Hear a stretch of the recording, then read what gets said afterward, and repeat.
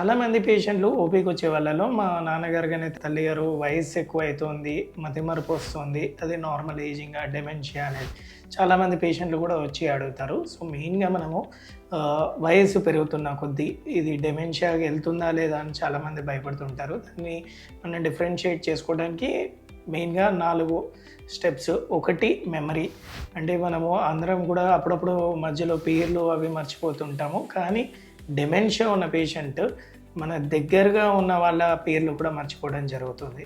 అలాగే రెండోది multi tasking అంటాం. నార్మల్‌గా మనం చేసే క్యాలిక్యులేషన్స్ కానియండి, లేదు ఆడవాళ్ళు అనుకోండి వంటల్లో వాడే రెసిపీ అది అప్పుడప్పుడు అరుదుగా సాల్ట్ తక్కువ వేయడము, ఎక్కువ వేయడం జరుగుతుంది. కానీ వీళ్ళు డెమెన్షియా ఉన్న వాళ్ళు అసలు రెసిపీ మొత్తం కూడా మర్చిపోవడం జరుగుతుంది. అలాగే చిన్న చిన్న తేలికపాటి క్యాలిక్యులేషన్స్ మర్చిపోతుంటారు. మనం కార్ కీస్ చూపెడితే ఇది కార్ కీస్ ఎక్కడో మర్చిపోతాం. అది నార్మల్ ప్రాసెస్. కానీ డెమెన్షియా ఉన్న పేషెంట్ అసలు వాళ్ళు కార్ కీనే గుర్తించలేరనమాట.